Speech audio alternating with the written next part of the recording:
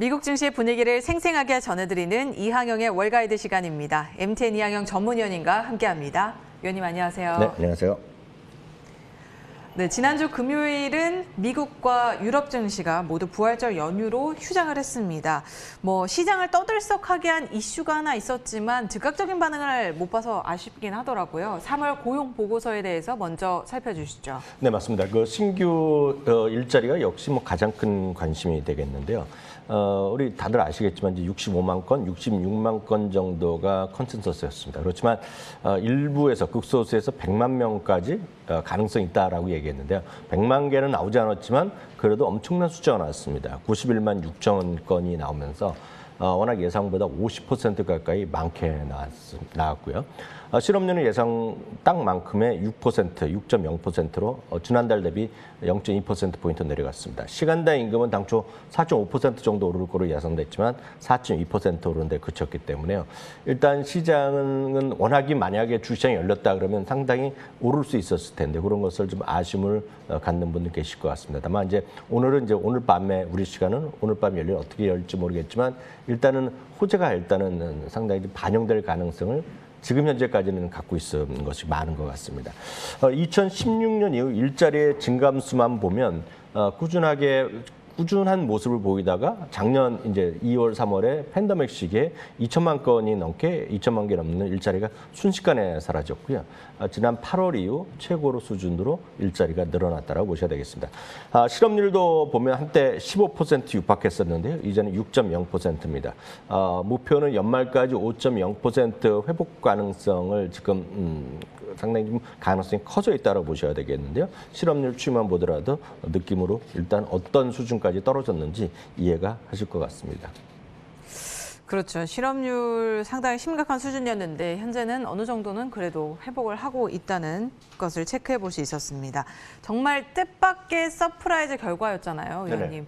우리가 월가에서 소위 속닥속닥 소문으로 100만 개 일자리 나올 거다라고 얘기했는데 91만 개 정도가 나왔으니까 정말 놀라울 정도의 수준이었는데 휴장 이후 시장 흐름에 따라서 기대를 좀 걸고 있습니다. 어떤 부분에서 일자리가 크게 늘어나는지 한번 분석해 볼까요? 네, 가장 많이 늘어난 것은 결국은 사람들과 직접 대면하는 것 아니겠습니까? 그걸 이제 레저 및 응대라고 일단 그런 큰 분류를 하고 있습니다. 여기에는 이제 일반적인 레저 기업들 다 들어가겠고요. 엔터테인먼트 업체들, 그리고 레크리에이션, 디즈니 이런 것이 되겠죠.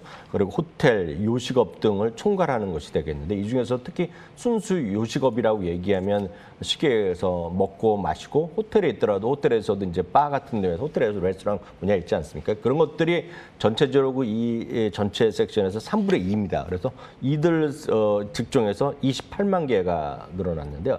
사실 2월 달에는 38만 개가 늘어났기 때문에 조금 줄어들었지만 엄청난 숫자가 분명히 늘어나고 있습니다. 그만큼 많은 사람들이 지금 바깥에 나가서 밥도 먹고 술도 마시고 한다는 그런 것을 방증하는 모습이 되겠고요. 특히 흥미로운 것은 건설업과 제조업을 더한 것이 흔히 얘기해서 제조업에 관련된 사이클이라고 보거든요. 진짜 이제 육체적인 노동을 하는 것이죠. 그러니까 그만큼 경기가 좋아진다는 것을 우리가 또 한편 알 수 있는 것인데요. 2월 달에는 이 건설업과 제조업이 합이 마이너스 4만 4천 개였습니다.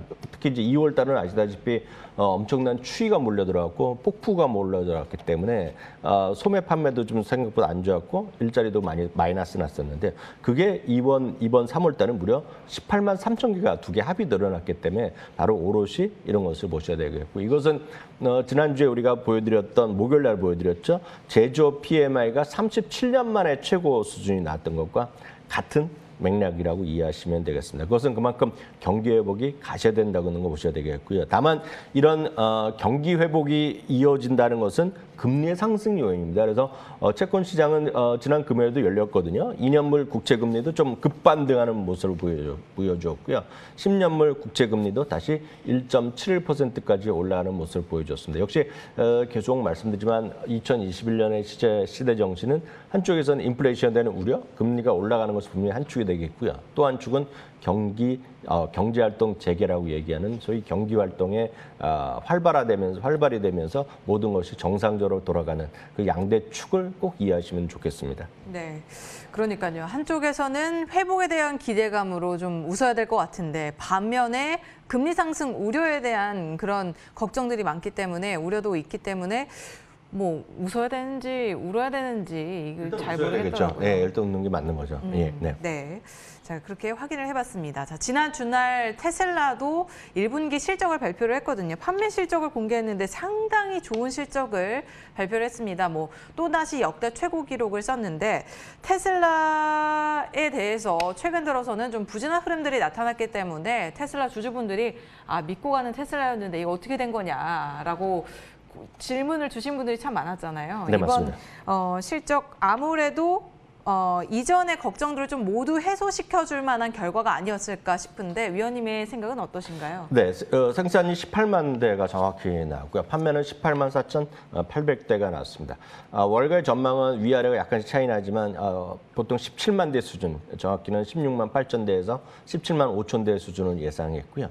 일부에서는 16만 대가 안 나올 수도 있다는 얘기를 했던 사람들도 분명히 있습니다. 그렇기 때문에 눈높이가 많이 낮아져 있었는데요. 16만 그 월가의 예상치를 상당히 지금 쉽게 비트했습니다. 1년 전에 8만 5,500대였기 때문에 더블 이상의 판매 증가를 기록했습니다. 다만 이제 모델 S랑 모델 X는요, 이제 나름 이제 상대적으로 비싼 차들인데요. 신형 생산을 앞두고 있기 때문에 한 대도 생산하지 않았고요. 여하튼 이번 4월부터는 뭐 정상적으로 또 생산된다고 얘기를 계속 테슬라 측에서는 얘기하고 있는데요. 여하튼 놀라운 생산 및 판매 실적이 나왔다는 거 분명히 긍정적으로 일단 보셔야 되겠고요. 그렇기 때문에 아마 오늘 밤에 열릴 미국 시장 전체적인 시장도 분위기도 괜찮을 것 같고요. 일단은 테슬라에 대해서도 일단은 기대감을 갖는 사람들이 조금 더 있다라고 보시면 좋겠습니다. 한편 참고적으로 보면 지난 1월 한 달 1, 2, 3월 즉 1분기 동안에요. 미국의 소위 자동차 판매는 전체적으로 보면 한 12% 정도 늘어났습니다. 그 중에서도요. GM이 한 4%, 도요타가 22% 정도 늘어났고요. 현대가 28%, 혼다가 16% 늘어난 것이 2021년에 미국 시장의 판매 흐름이었기 때문에 역시 참고하시면 좋겠고요. 여튼 현대차가 나름 분전하고 있다는 것도 분명히 팩트가 되겠습니다. 네. 어찌됐건 전기차 시장에는 많은 경쟁 업체들이 이제 경쟁 구도를 조금 구체화해 가고 있기 때문에 테슬라가 그 안에서도 어떤 실적을 보여줄지가 보여줄지 계속해서 지켜봐야 될 것 같습니다. 자, 이어서 기대되는 월요일 시작에 앞서서 어떤 일정들을 앞두고 있는지 우리가 주간 증시 정리를 한번 해봐야 될 것 같은데 이번 주 주목해봐야 될 지표나 일정이 있다면 알려주시죠. 네, 지난 한 주간 주시장 당 한 달에만 정리해 보겠는데 지난 한 주간은 모처럼 나스닥이 상대적으로 훨씬 강했죠. 2.6% 올라가면서 연간 4.6%까지 상승률을 회복시켜놨고요. 다우지수 S&P 업은 각각 0.2%와 1.1% 올라가면서 연초 대비 8%와 7%씩 상승을 했습니다. 11개 섹터가 모두 올라간 것이 지난주의 흐름이 되겠고 역시 지난주에는 지난주 화수목하면서 3일 연속으로 나스닥이 강했기 때문에요. 특히 이제 빅테크가 강했는데요. 기술주의 4.7% 상승이 도드라진 모습이었고요. 대부분의 주식들이 모두 상승했는데 역시 기술주의 반등을 이끌고 있는 것은 반도체 장비입니다. 어플라이드 머티리얼스 그리고 ASML, 램 리서치, KLA 코퍼레이션 이런 것들이 전부 다 반도체 장비 쪽인데요. 이 세 개가 모두 16% 이상씩 주가 흐름을 올라가면서 최근에 기술주의 반등을 한마디로 주도하고 있고요. 마이크론 테크놀로지도 8% 이상의 주가 급등했습니다. 코보나 누커 같은 경우도 12%와 10% 가까이 올라갔고요. 저희 빅테크 주식 중에서는 페이스북과 마이크로소프트가 분전했는데 최근 들어서 페이스북이 지금 사상치 효과에 다시 근접하기 때문에 기대를 갖는 분이 꽤 있는 것 같습니다. 반면에 이제 소위 흔히 얘기해서 방송 관련주라고 얘기하는 것들이 뭐 여러 가지 다른 이슈도 있었지만 큰 재미가 없습니다. 최근 들어서 미국에서 소위 방송 업계가 일부 이제 소위 여러 가지 소위 블락들에서도 이슈가 있었지만 그보다는 방송국 있죠. 순수 방송국이 전부 다 하나도 빼놓지 않고 감원이 집중적으로 이루어지고 있는 것은 그만큼 지상파가 됐건 케이블 TV가 됐건 변화하는 세상에서 지금 소위 자리를 좀 잃어가고 있다. 그렇게 좀 이해하시면 되겠네요. 저희 방송하고 있는데 너무 슬픈데요. 방송의 자리를 잃어가고 있다. 저희는 뭐 특정한 어떤 경제 방송을 콘텐츠를 갖고 있기 때문에 네. 살아남는 거죠, 저희는. 아, 위원님 믿고 가도 되는 거죠? 네? 위원님 믿고 그러면 자리 잘 지켜도 되는 거죠? 믿고 가셔야죠. 네. 네, 알겠습니다. 자, 그렇다면 이번 주 증시 방향성에 대해서도 한번 판단을 해봐야 될 것 같은데 일단 대체적으로는 월가에서 지표들이 워낙 좋았기 때문에 네. 이번 주 시장 좋을 거다라는 얘기 많던데 어떻게 웃고 보낼 수 있는 한 주가 될 수 있을까요? 큰 틀에서 보면 일단은 그 4월 한 달에 대한 기대감이 분명히 살아있다라고 보셔야 되겠고요. 일단은 모르겠습니다. 오늘 막상 열리면 밤이 열리면 어떻게 될지 모르겠지만 지금까지 보면 말씀드렸다시피 워낙 고용 지표가 좋게 나온 것이 일정 수준 반영은 돼야 되겠다라고 이해하시면 되겠습니다. 변동성 지수가 흔히 시장의 어떤 불안감을 보여주는 척도가 되겠고요. 이것이 20 이하 내면 상당히 좋은 건데요. 지금 지난 목요일자요. 제가 금요일날 새벽엔 빼먹고 말씀을 못 드렸는데 목요일날 17.33으로 끝났습니다. 미국 시간 목요일날이요. 3년 내 최저 수준으로 떨어졌기 때문에 그만큼 시장에서의 어떤 안정 심리가 분명히 있다라고 보셔야 되겠습니다. CFRA 수석 투자 전략학과는 이런 얘기를 하고 있습니다. 1990년 이후만 보면 4월의 평균 수익률이 2.8%, 2.8%면 엄청난 거거든요. 11개 섹터가 모두 평균적으로 전부 다 올랐다는 겁니다.